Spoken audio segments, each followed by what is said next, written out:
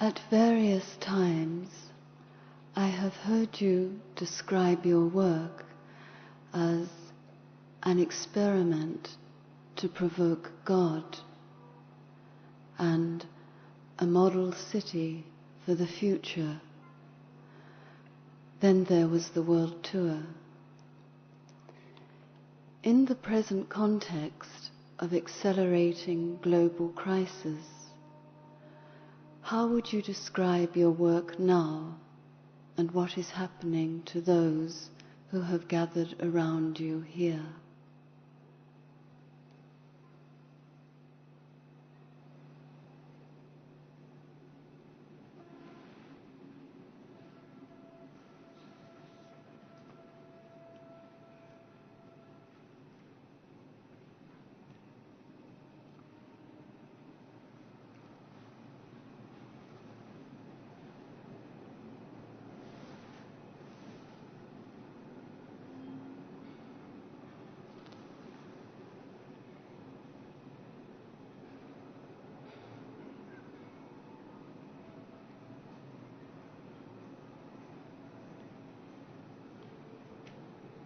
There are many things you have asked.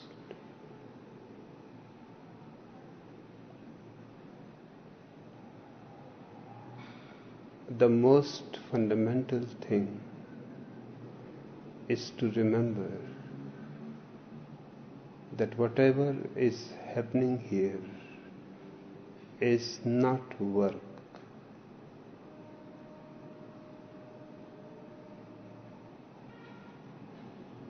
To call it work implies tension, worry,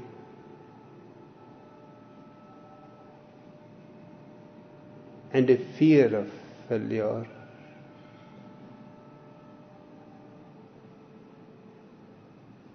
It is not work.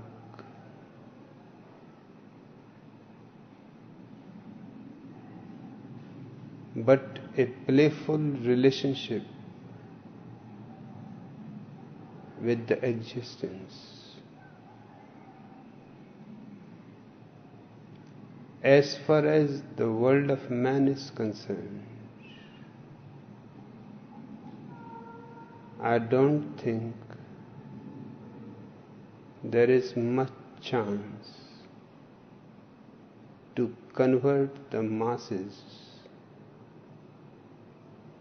against their own past. They are creations of the past,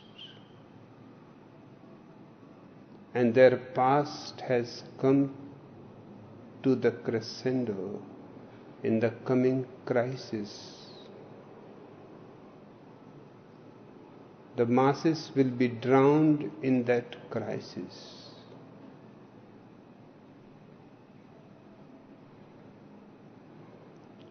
I feel sad about it.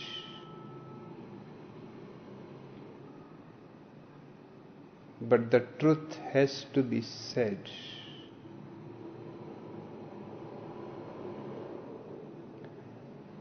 Only few people in the world will be able to survive after this global suicide. And those will be the people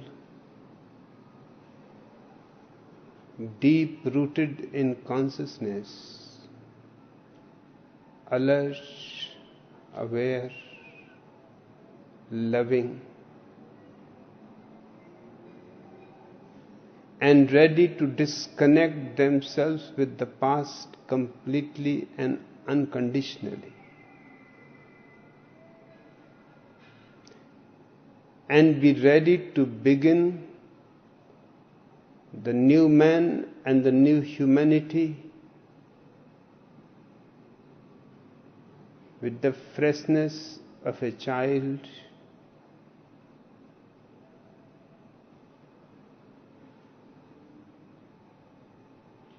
I have been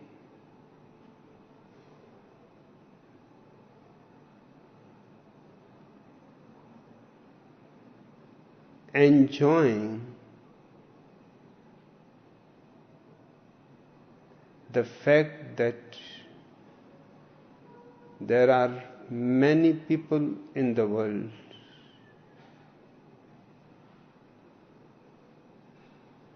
who are capable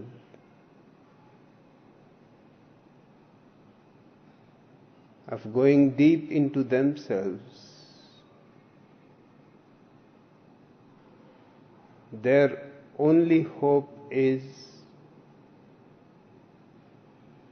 a self-realized being. It is too late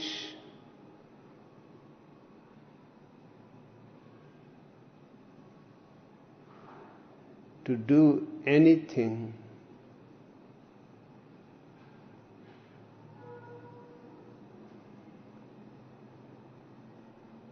to protect the immense destruction that is going to happen. If we can protect only few genuine human beings, that will be enough, more than enough. The past of humanity has been absolutely accidental. They have been doing things without knowing their consequences. Now we are suffering their consequences. And there is no way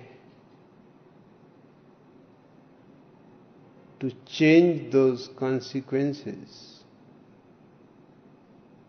For example, the whole ecology around the earth has been destroyed. Life does not exist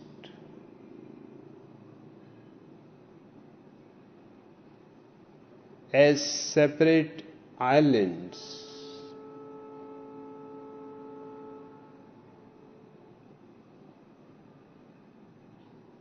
Not a single man is an island. Everything is interwoven.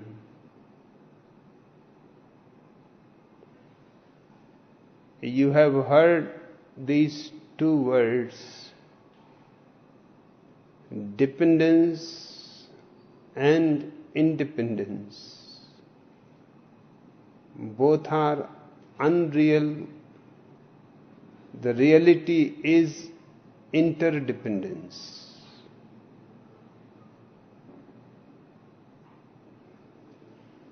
We are all so interdependent on each other. Not only man on other man, not only one nation on other nation, but trees and man, animals and trees, birds and the sun, the moon and the oceans. Everything is interwoven. And the past of humanity has never thought about it, that it is a cosmos. They went on thinking in terms of taking everything separately. It was impossible for the past to think that man and trees are connected, that they are interdependent.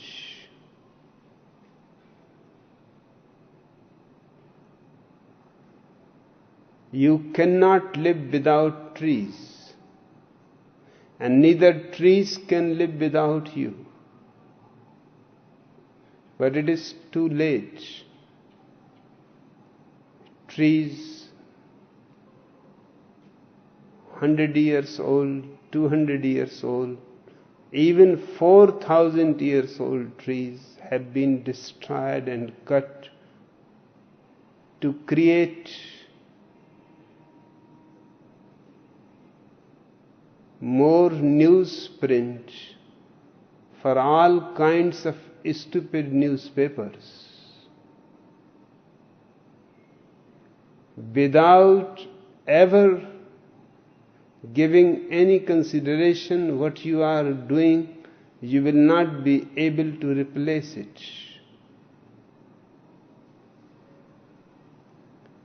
Just in Nepal, unfortunately, it is the poorest country in the world. It has nothing except the eternal Himalaya and the deep forests, ancient and old.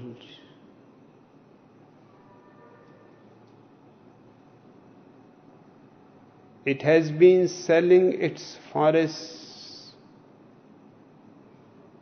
to different countries. That is the only commodity it can sell.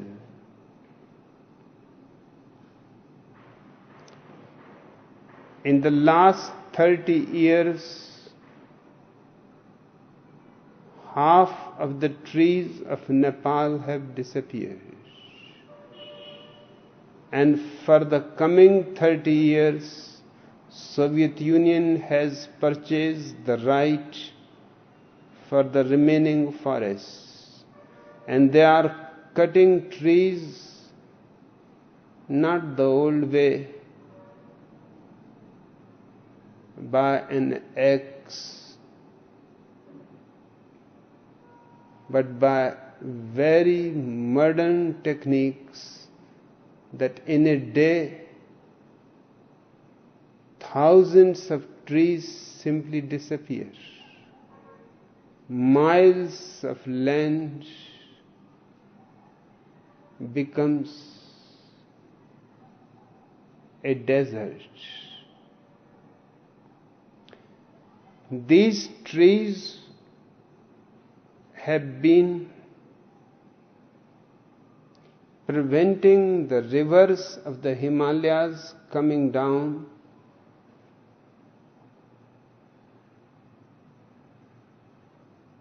not with great force, because they had to pass all these trees, and every tree was preventing the force, slowing down the flow of water. By the time they reached Bangladesh, where they meet with the ocean, the quantity of water was coming exactly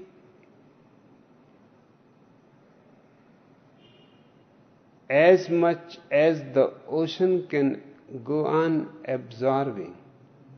But now those trees have disappeared. Rivers are coming with such great force and with so much quantity of water that the ocean cannot absorb it so quickly. It returns it back. And Bangladesh is suffering continuously every year great floods, strange floods, rivers flowing backwards, because the ocean will not accept the water. They destroy all the crops of Bangladesh.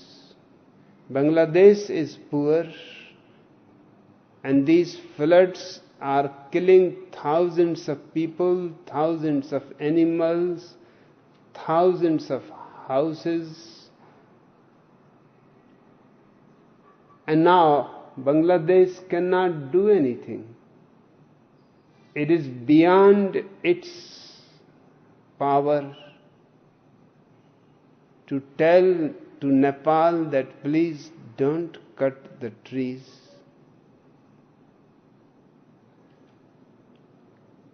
In the first place, even if Nepal stops cutting the trees, the done has already been. The wrong has already been done. And in the second place, Nepal cannot stop cutting those trees. He has sold them even for the future, 30 years. It has taken the money to survive.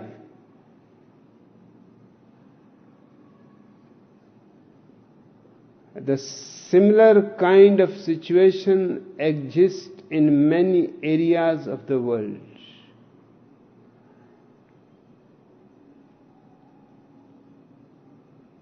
There are many gases which are being produced by our factories, which have made us aware of a strange phenomenon, that those gases move upwards and make holes in a certain layer of ozone, a variety of oxygen, which covers the earth 200 miles away, the whole area of air. That ozone is absolutely necessary for humanity, for animals, for trees. Because the sun rays are not all life-giving. There are few sun rays which are life-destructive. Ozone returns those life-destructive rays backwards and allows only life-affirmative rays. Now great holes have been created by the gases that our factories, industries create. And from those holes, death rays from the sun are entering into our atmosphere. This earth has never been so sick.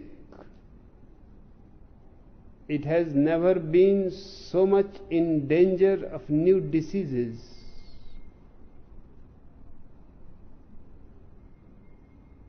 Now the vested interests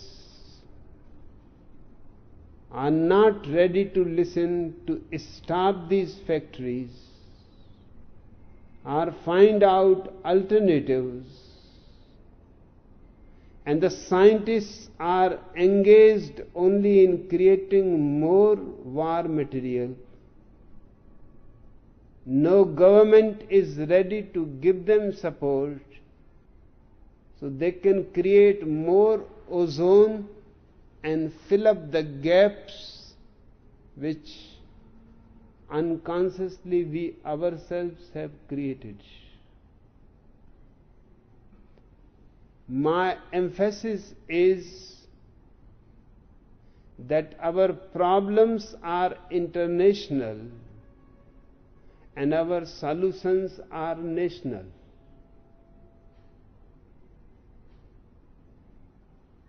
No nation is capable to solve them.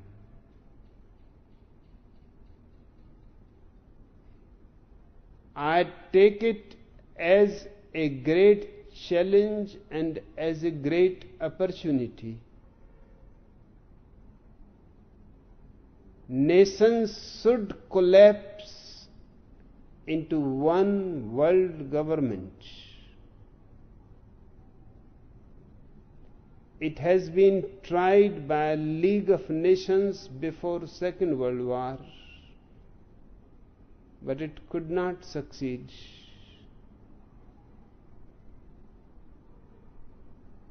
It simply remained a debating club.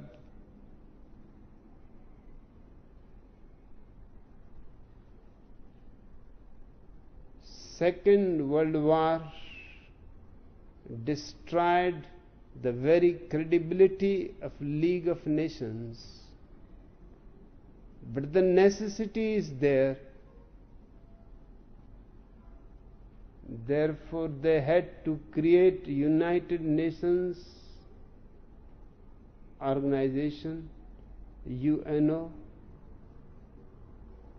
But UNO is as much a failure as League of Nations was.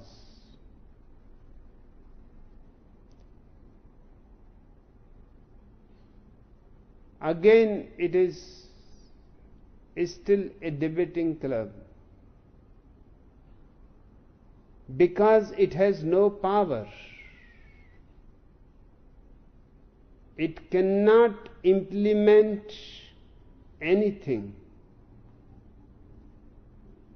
It is just a formal club.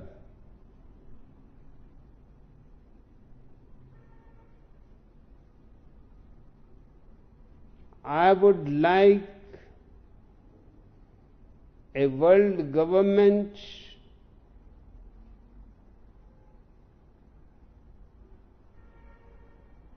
all nations should surrender their armies, their arms to the world government.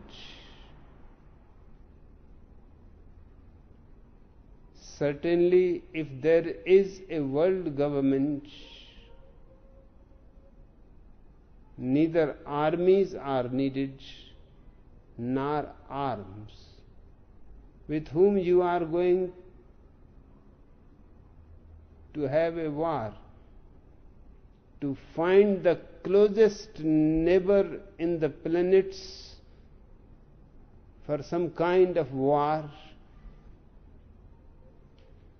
is almost impossible.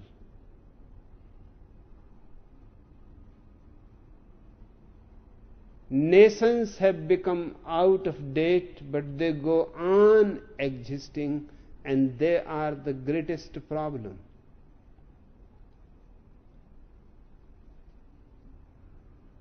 Looking at the world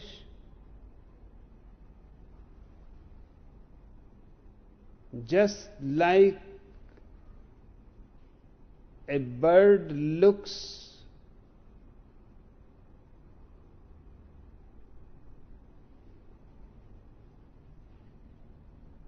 a strange feeling arises that we have everything, just we need one humanity. India has so much coal,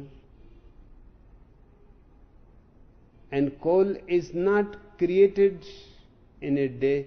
It takes millions of years for wood to become coal, and then millions years more the same coal becomes diamonds. The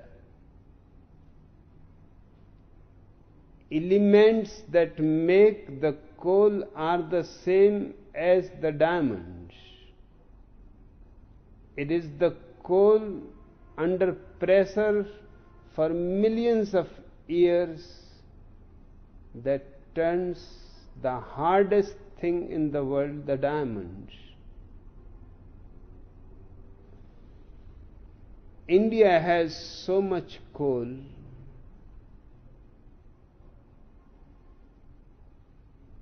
Rus has no coal at all.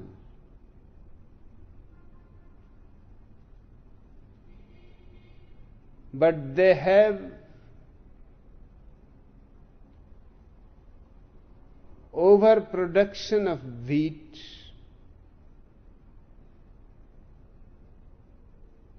Half the population of India goes on starving. It needs wheat, it certainly cannot eat coal. But in Soviet Union they go on burning wheat in their railway trains instead of coal, because they don't have coal, but they have super technological production about crops, fruits. It is easy for them to burn the wheat, but they don't know they are burning millions of people who are dying because they don't have anything to eat. Problems are worldwide. Solutions have also to be worldwide. And my understanding is absolutely clear that there are things somewhere they are not needed, and somewhere the very life depends on them. A world government means looking at the whole situation of this globe and shifting things where they are needed. It is one humanity. In Ethiopia, people were dying 1,000 people per day, and in Europe they were drowning billions of worth food into the ocean because they have better technology to produce.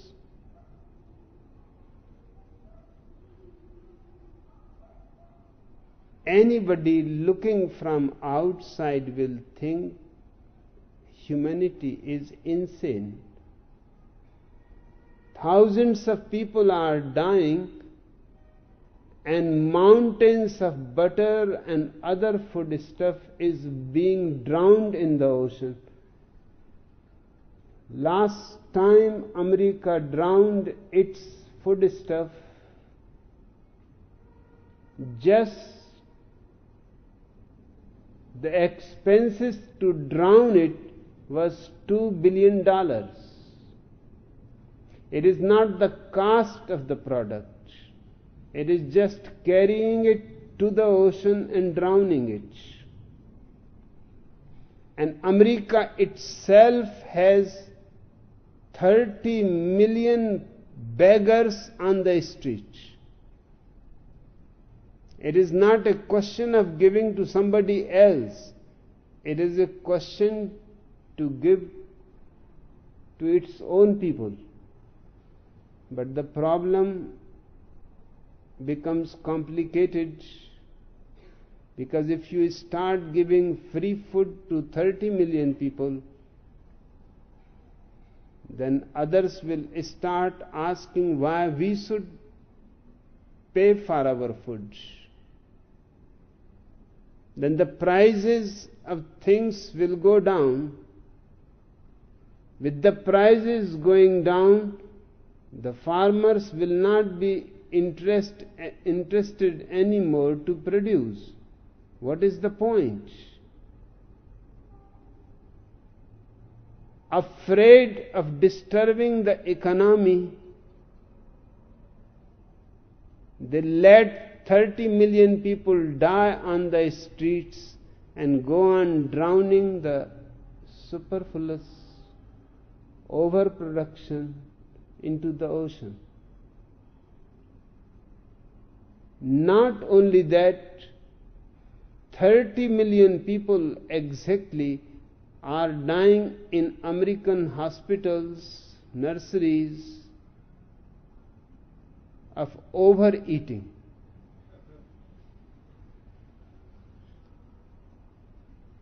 They cannot be allowed in the home because in the home it is very difficult to protect the fridge from those people.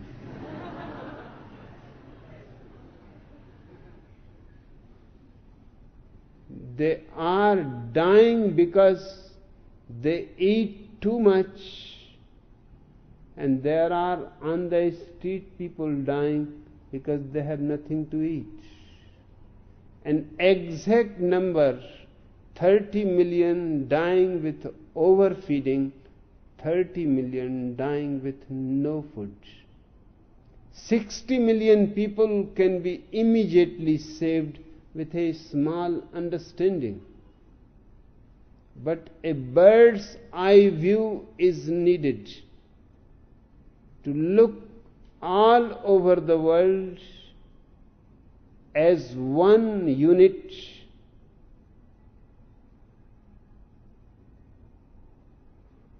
our problems have brought us to a situation where either we will have to commit suicide or we will have to transform man, his old traditions, his conditions, because those conditions and those educational systems, those religions that man has followed up to now have contributed to this crisis. This global suicide is the ultimate outcome of all our cultures, all our philosophies, all our religions. They all have contributed to it. In strange ways, because nobody ever thought of the whole, everybody was looking at a small piece, not bothering about the whole. For example, in India, Jainas do only business. They don't cultivate, but they need food. They can't cultivate because Mahavira, their teacher, has told them that if you cultivate, you will have to cut plants, and plants have life, and non-violence is his teaching. So they cannot be warriors, they cannot be cultivators, and of course nobody wants to become sweepers, to become cleaners, because in India these people are condemned as almost inhuman.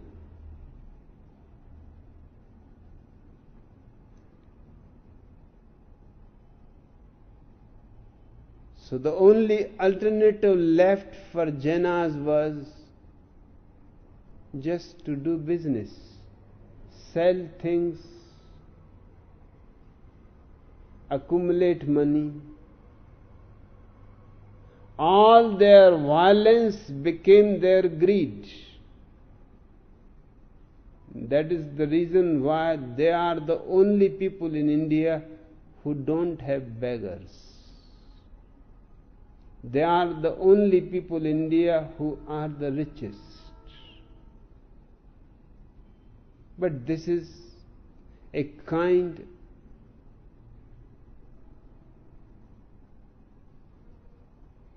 of sucking blood of the society. everything else is being done by somebody else, and the money somehow goes on moving into hands which don't do anything.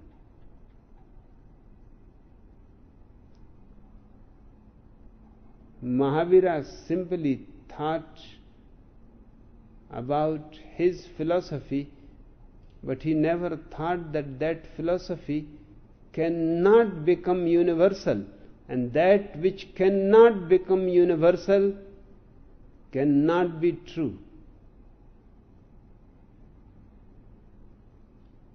People will have to cultivate, and certainly plants will have to be cut, crops will have to be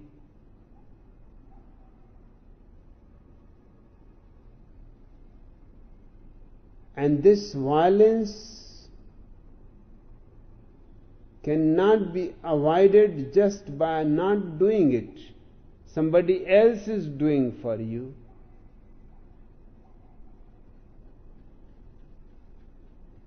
And the same is the situation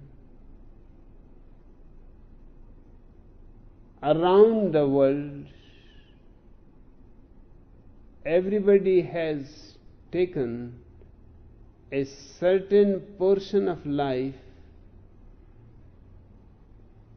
ignoring the remaining parts which are essentially joined with it.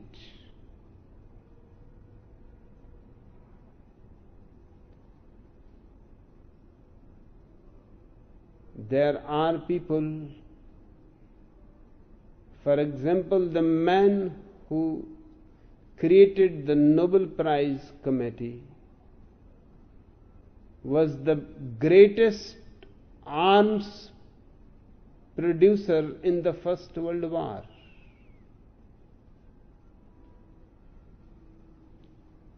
He earned so much money out of the production of war material that he created a Nobel Prize for Peace.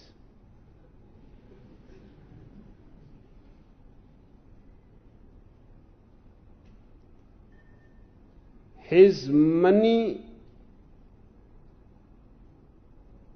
is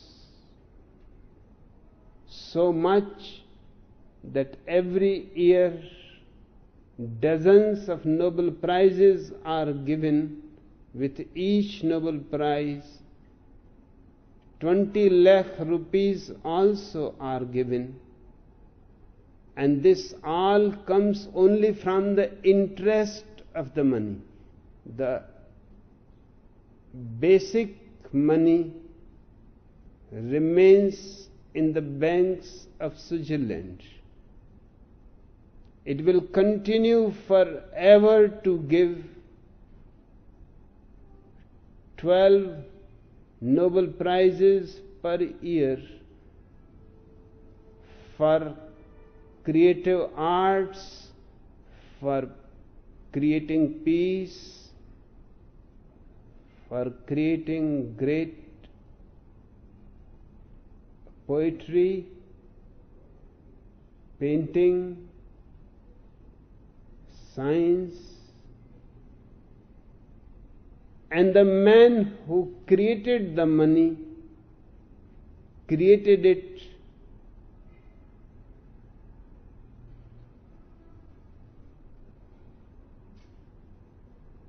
by producing war material. The whole First World War was fought with his weapons. Both the sides were purchasing from him. He was the greatest producer. All the people that died in First World War, he was responsible.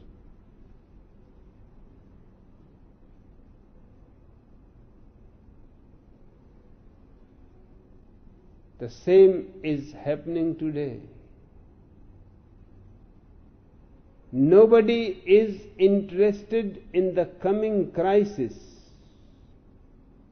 which is not far away. This century is going to end just after 12 years. 12 years is not a big time. Almost everybody present here will be able to see the end of this century. You will be fortunate if you don't see the very end of life on this earth. Preparations are on the way to destroy the whole earth.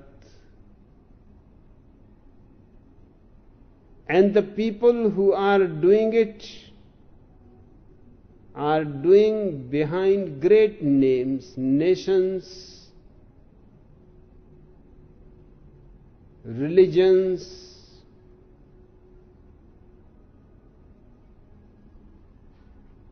political ideologies, communism.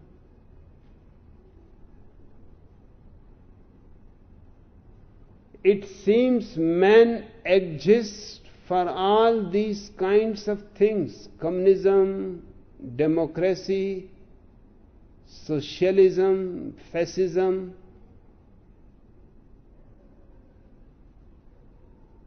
The reality should be that everything should exist for man, and if it goes against man, it should not exist at all.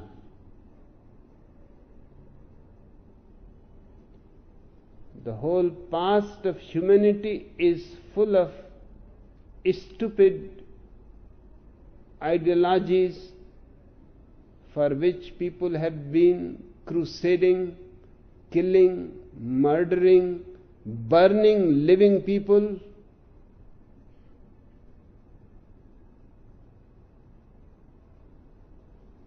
We have to drop all this insanity.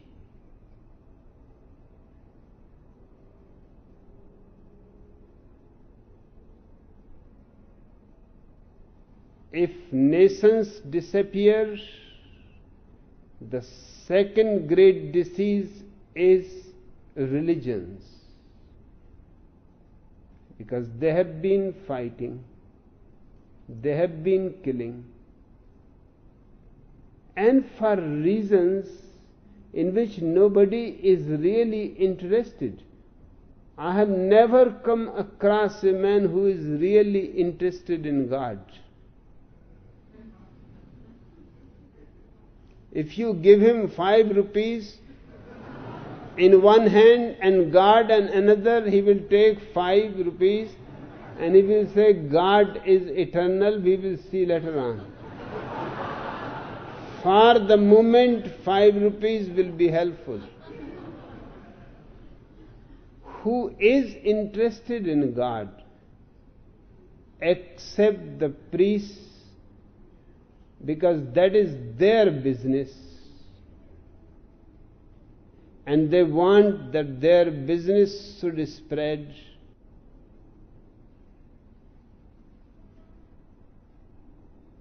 When I was being harassed in America from one jail to another jail, my aeroplane passed over a beautiful city, Salt Lake City. In the night, it looked tremendously beautiful, very planned, very intelligently managed by a certain Christian sect, Mormons.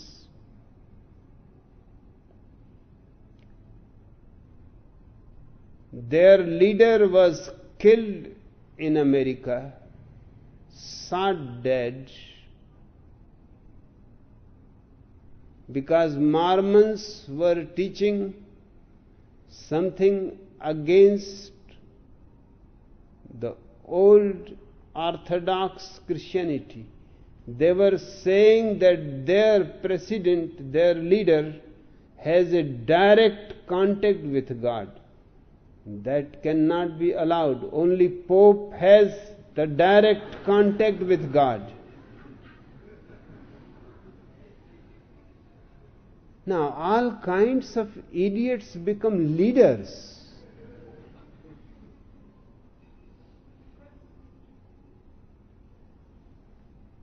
And because he was shot and killed,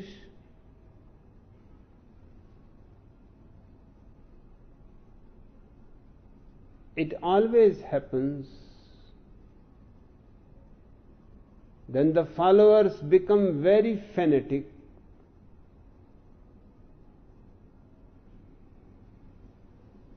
They created this Salt Lake City.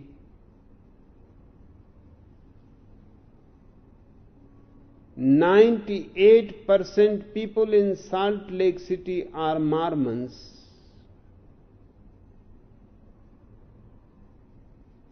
And all around the world there are millions other Mormons.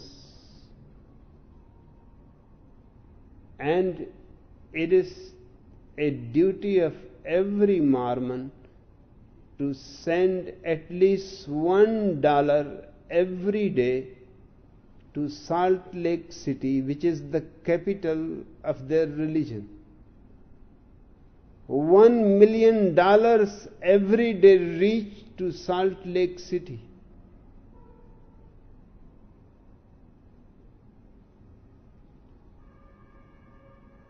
And what is being done with those $1 million?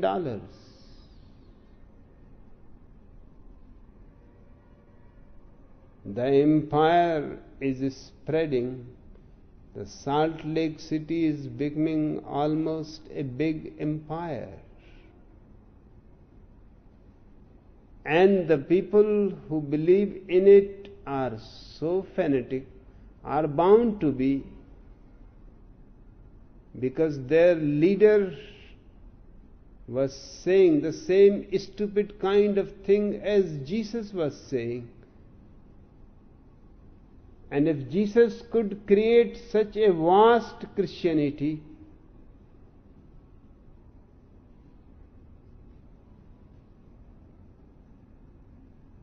they choose their president, and every president, once he is chosen, has direct contact with God. And whatever he orders has to be followed. I would not have come to know all this about the Mormons and their city just by chance. Where our commune was situated in Oregon, 3 magistrates had to decide about it, whether to give it the status of a city or not.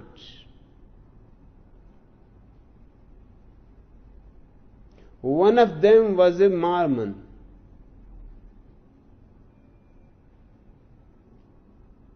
And he was the most influential of the 3.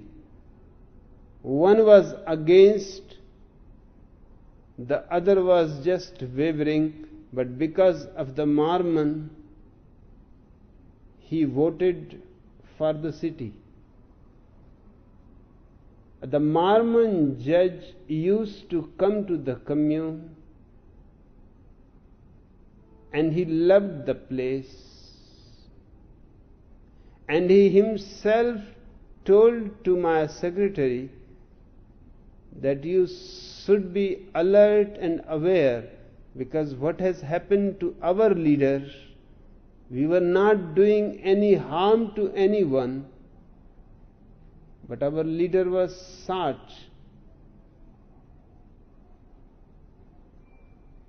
And the man you are following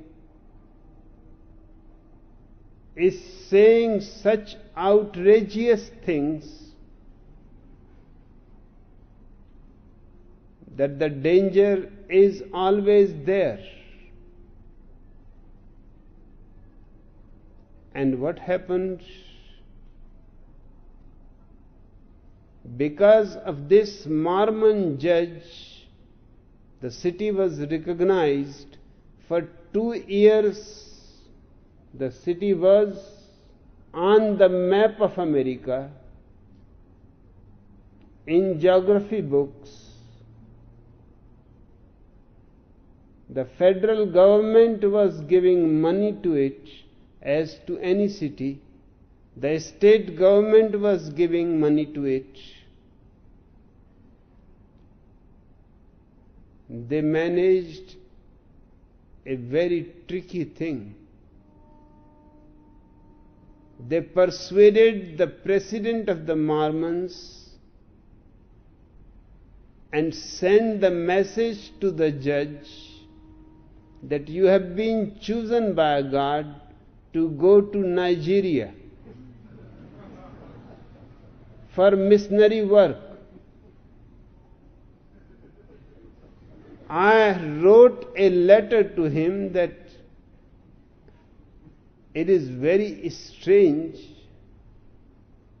that in the whole world God has chosen you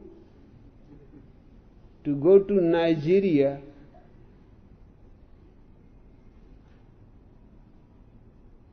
I suspect there is politics behind it.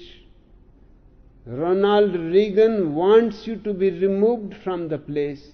The only way to remove you is a direct order from God.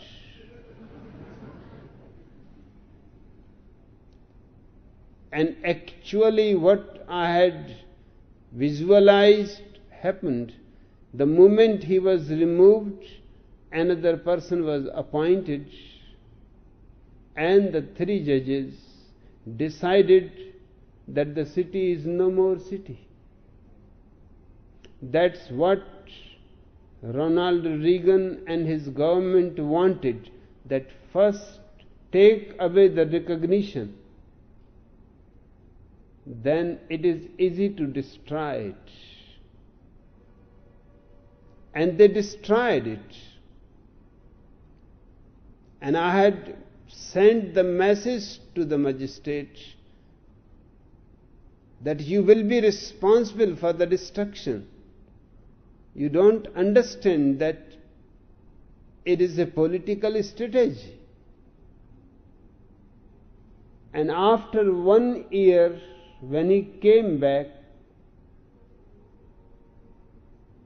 he recognized that there has been something strange. Not only the people who destroyed the commune, they were also angry with the magistrate who had recognized it.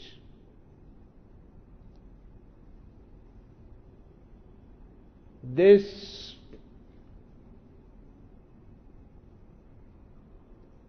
caught hold when he came back from Nigeria, and there was a case against him that he has taken bribe from us. And what was the bribe? He has 50 cows. When he was going to Nigeria, after the city was recognized, he wanted those 50 cows to put somewhere, and we were purchasing cows, hens, all kinds of things for the commune, and he was ready to sell them as cheap as possible. He was even ready to contribute them.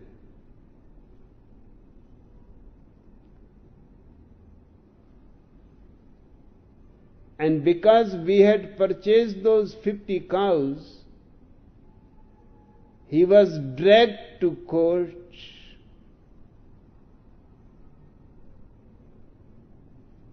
that you recognize the city because those people purchased your cows.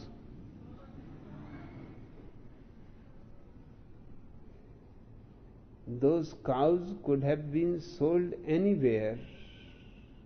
And strangely enough, those cows were purchased after the city was recognized, months after, when he received the direct order from God. Now what he will do with 50 cows, where he will take them, and where to find a purchaser so quickly, because he was called, immediately moved to Nigeria.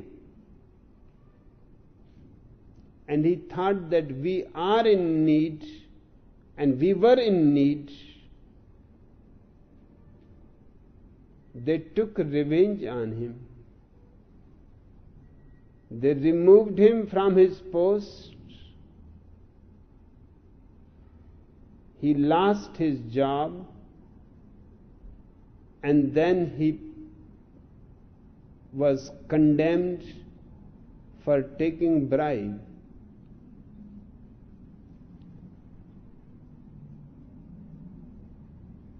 I came to know about Mormons because of this judge, when I heard that God has sent the direct message. But God is so crazy, He goes on sending messages to Hindus differently, to Mohammedans against them, to Christians still against them, even to Christians, different sects, different messages.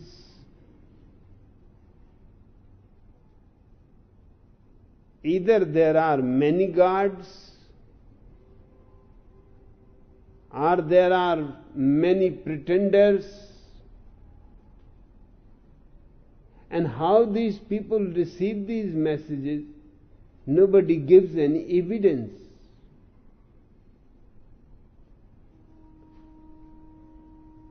And they have been killing, butchering, doing all kinds of things which are inhuman. And they have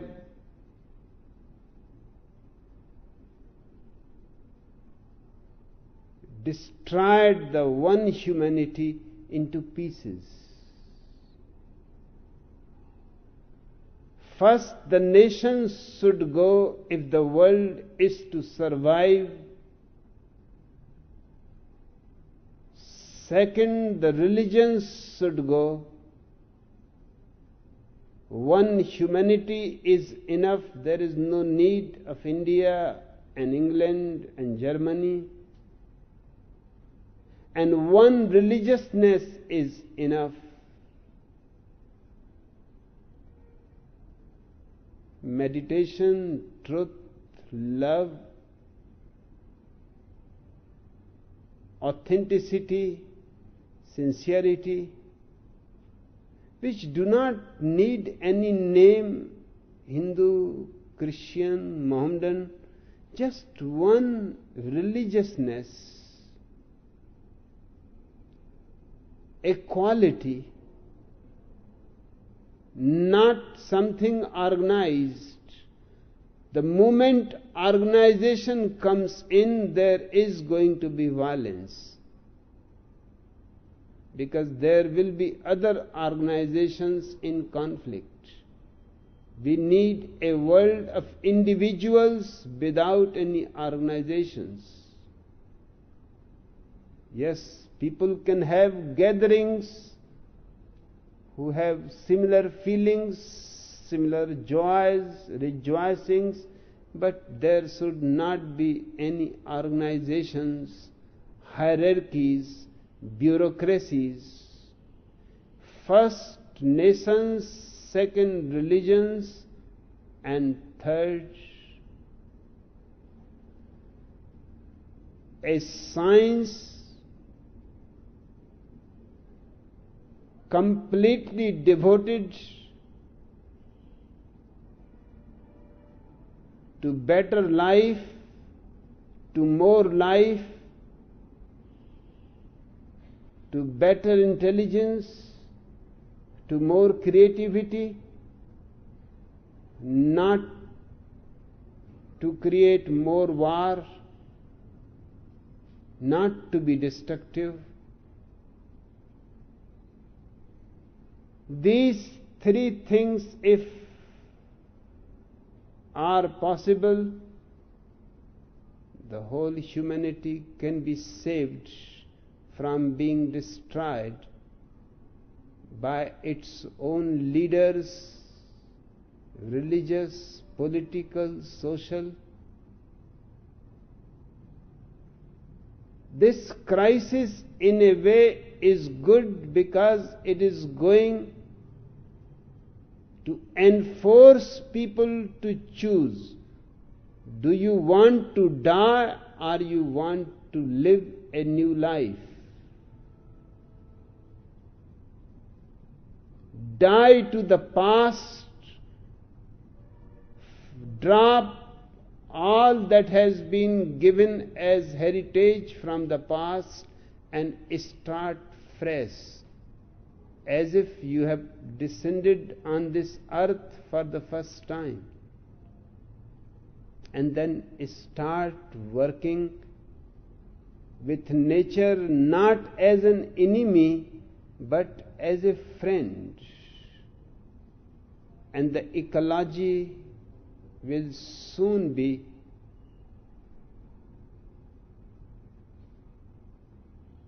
again functioning as organic unity.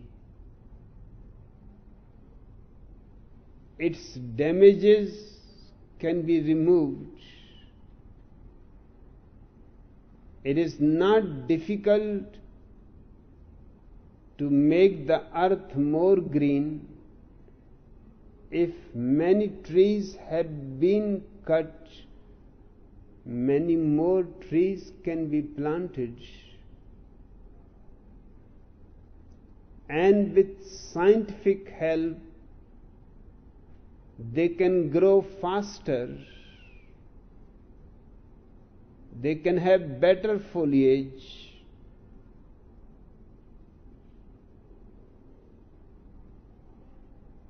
different kinds of barriers can be created in the rivers so that they don't overflood poor countries like Bangladesh.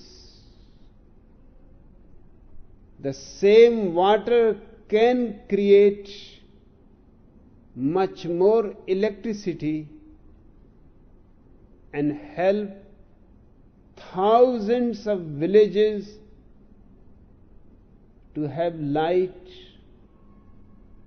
in their nights, to have warmth in the cold winters. It is a simple thing. All problems are simple, but the basic foundation is the trouble.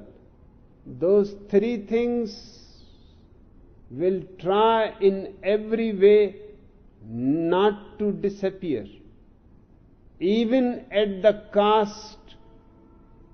If the whole world disappears,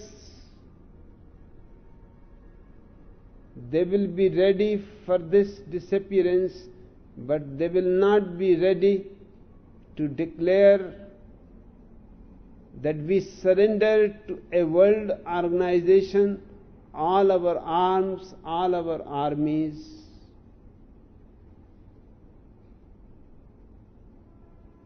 The function of nations will remain only simple: railway lines, post office, small police to take care of internal affairs. But there is no need of armies. Millions of people are involved in the armies which are useless. They can be put to creative arts, to farming, to gardening, and they are trained people. They can do jobs which no other people can do. An army can make a bridge so quickly. That is its training.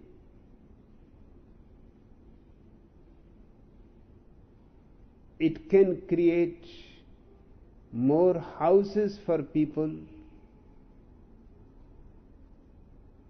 and science is capable now, if it is no more engaged only in war and creating more war material, to create as much food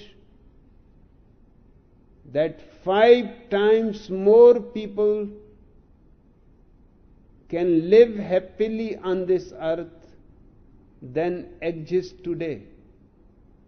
Today there are only 5 billion people. 25 billion people can live joyously without hunger, without suffering from diseases. But science should be released from the hands of nations which are forcing its scientists to create more war material. Scientists are functioning almost like prisoners. And I want it to be known to the whole world that if you are not ready to be one, be ready to disappear from this planet. But I hope there are intelligent people who would like to survive, who would like this beautiful planet to grow more beautiful, this humanity to grow more intelligent.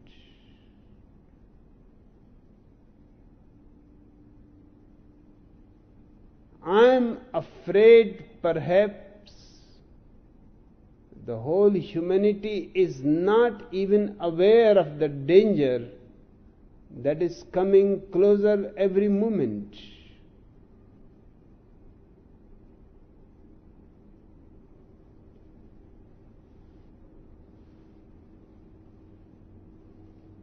You are asking me at various times. I have heard you describe your work as an experiment to provoke God. It is still the same.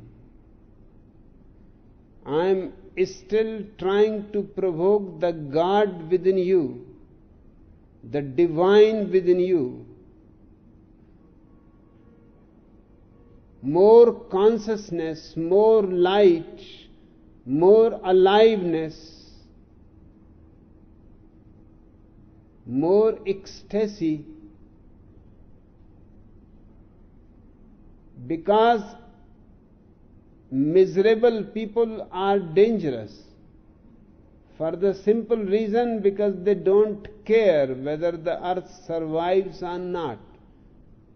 They are so miserable that deep down they may wish it is better if everything is finished. Who cares if you are living in misery? only happy people, ecstatic people, dancing people would like this planet to survive forever. So my effort continues to be the same, an experiment to provoke God.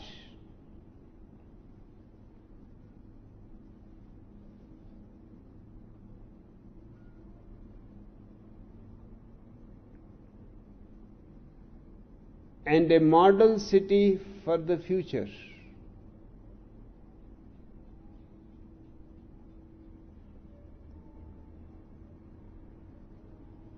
In the present context of accelerating global crisis, how would you describe your work now, and what is happening to those who have gathered around you here? It is the same. Nothing has changed, because the world crisis has not changed.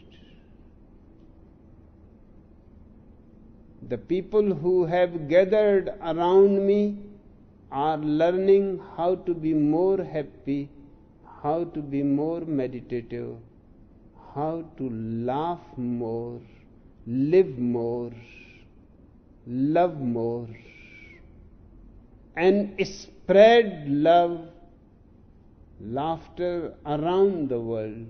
This is the only protection against nuclear weapons. If the whole globe can learn to love and laugh and enjoy and dance, then Ronald Reagan and Gorbachev will look surprised what has happened. The whole world seems to have gone mad.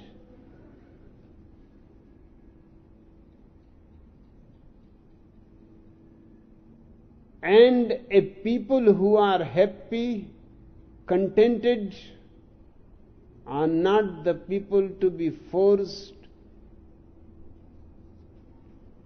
to kill other people who have not done any harm to you.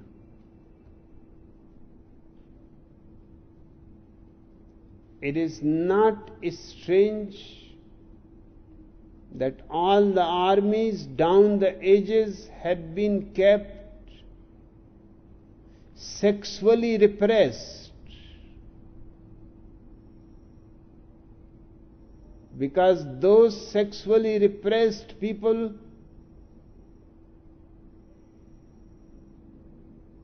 are bound to be destructive. Their very repression forces them to destroy something.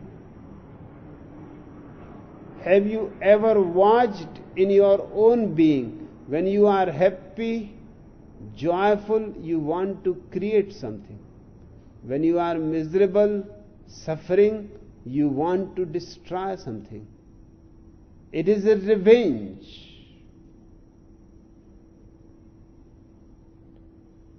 All the armies are kept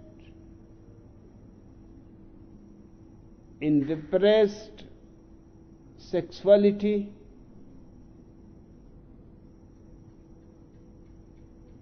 So the moment they get to kill, that becomes their joy. At least their repressed energies are expressed, of course, in a very ugly way, inhuman way. But some expression is there. Have you watched painters, poets, sculptors, dancers are never sexually repressed people. In fact, they are over-sexual.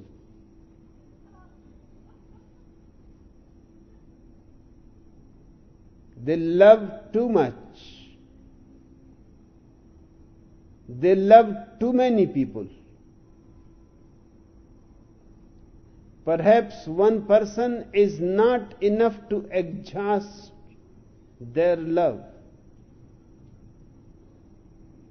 They have been condemned by the priest down the ages that these poets, painters, sculptors, musicians, these are not good people.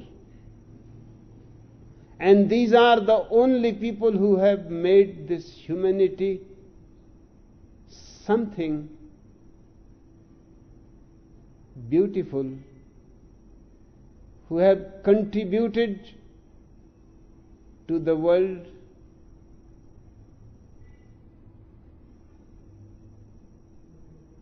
some flowers of joy,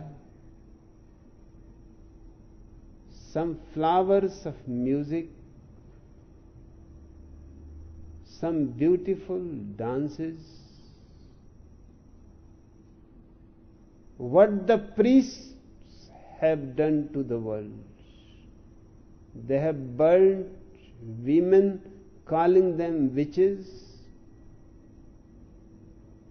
They have killed people who belong to other faiths. They have not been creative people. They have not enhanced the earth, and they have not enhanced life. We need, with these three fundamental changes, a great respect for creative people of any dimension.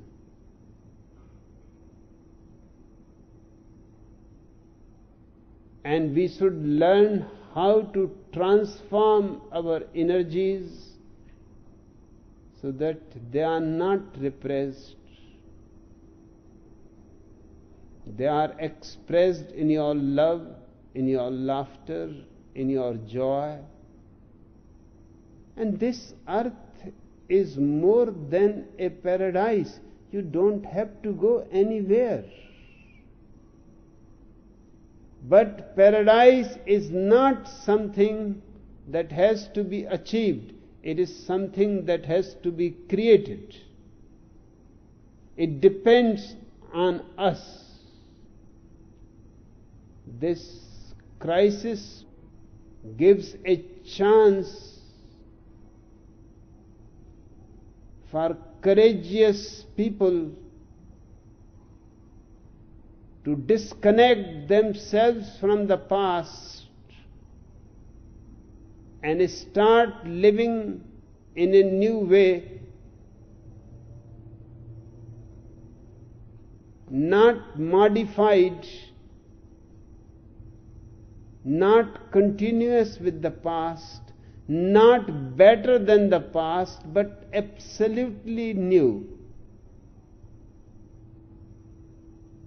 Find out ways how to relate in a new way. Forget marriages. Start to think how to inquire into life. Forget all your beliefs. Start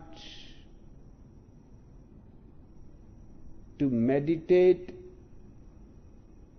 in search of finding who exactly you are. Because by finding yourself, you would have found the very essence of existence. It is immortal and eternal. And those who have found it, their bliss and their benediction is inexpressible. We need more happy people around the earth to prevent Third World War. You will be amazed, surprised by my answer. You may not be able immediately to find that what connection can there be between nuclear weapons and people's laughter. There is. These nuclear weapons and these destructive war machines cannot work on themselves. They are being worked by human beings. Behind them are human hands. A hand that knows the beauty of a rose flower cannot drop a bomb on Hiroshima. A hand that knows the beauty of love is not the hand to keep a gun loaded with death.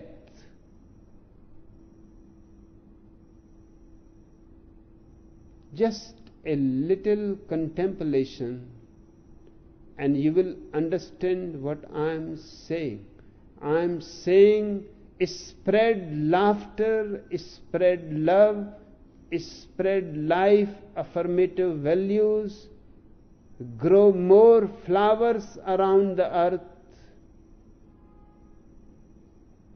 and everything that is beautiful, appreciate it, and everything that is inhuman, condemn it.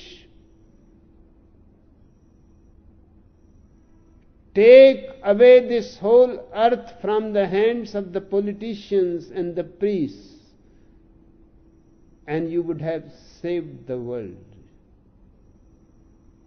And you would have changed the world into a totally new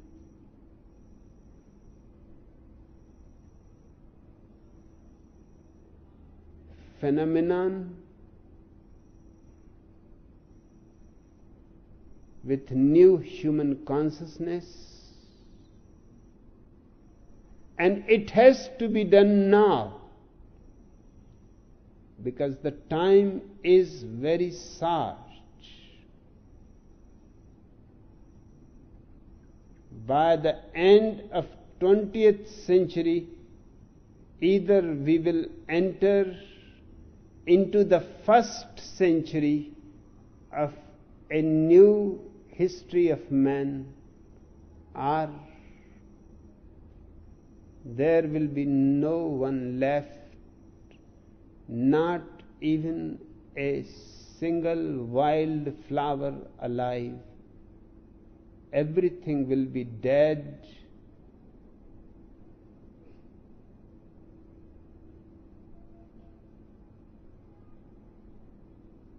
There are experiments going on in Soviet Union and perhaps in America too about death rays. Rather than dropping the bomb, it is far more easier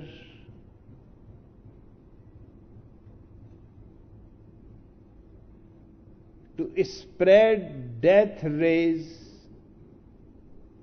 which simply kill the living people, animals, birds, trees. Only dead things, houses, temples, churches will remain.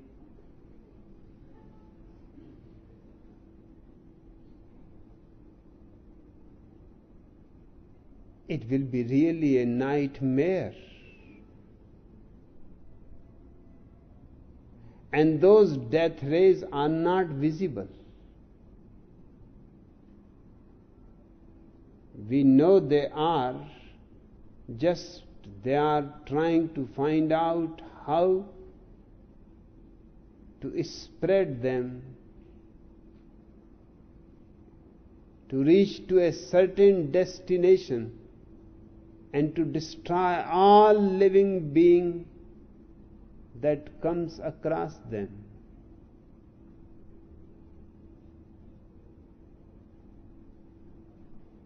Man has to be freed from these monsters. Our work here is to teach people consciousness, more awareness, more love, more understanding, more joy, and spread the dance and celebration around the earth. Reduced to a single statement, I can say, if we can make humanity happier, there is not going to be any third world war.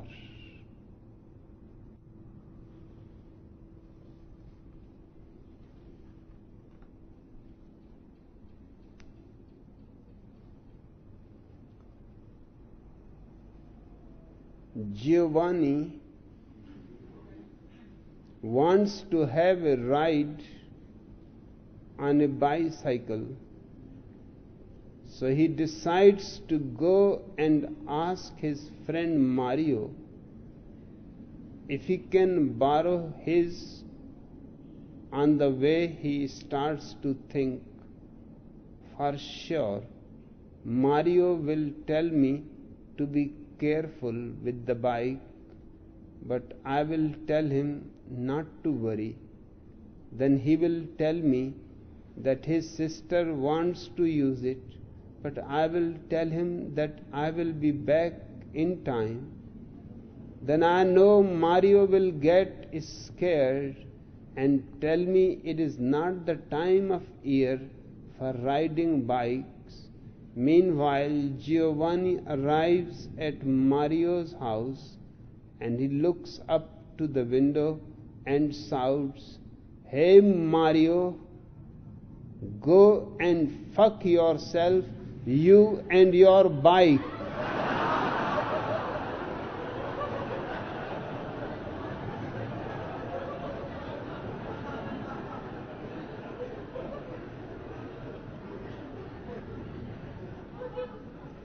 Hamish McTavish has not seen his old friend Gordon MacPherson for 40 years. So when they bump into each other in the street one day, they rush to the nearest pub to celebrate. It will be wonderful to have a drink together after all these years, says Gordon. "Ah, it will," says Hamish, "but don't forget, it is your round."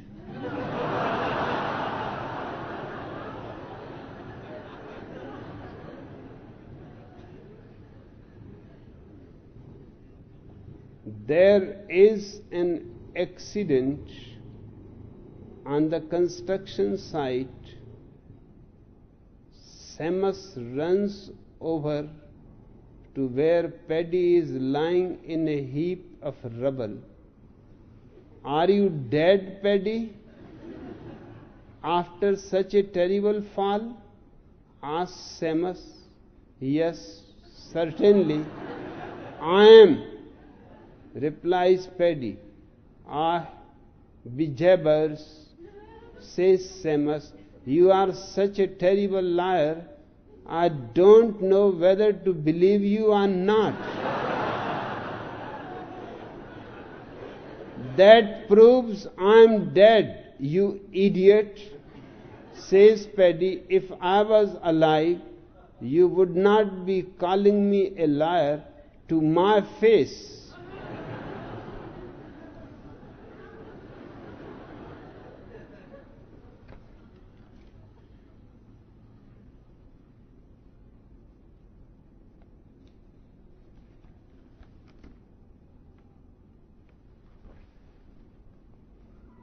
The last, Hamish McTavish is careering down the road in his old Ford car when a policeman pulls him over. "Excuse me, sir," says the cop, "would you mind blowing into this bag?" "By all means," says Hamish. "Would you like me to play a jig or a reel?" "No, no," says the cop. "This bag tells you how much you have been drinking." There is no need for that," says Hamish. "I have got one on my own at home. I married her."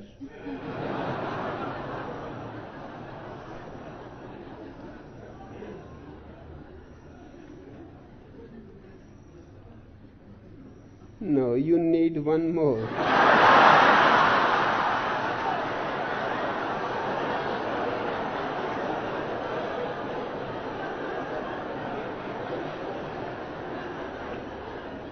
Pope the Pollock is very sick. Doctors come from all over the world to try and diagnose his illness. And finally, a little Jewish psychiatrist from New York finds the cause of the problem. He tells the Pope, "Your Holiness, because you have had nothing to do with women all your life, your hormones are unbalanced, and there is only one possible cure. You must make love with a woman." "No, no," cries Pope the Pollock, "I can't. All the vows I have taken, I just can't." "But Your Holiness," replies the shrink, "you must, or you will die. And this too is a mortal sin." The Pope retires for a few days to consider his fate and then calls the psychiatrist again. "Okay," says Pope the Pollock, "I have reached my decision.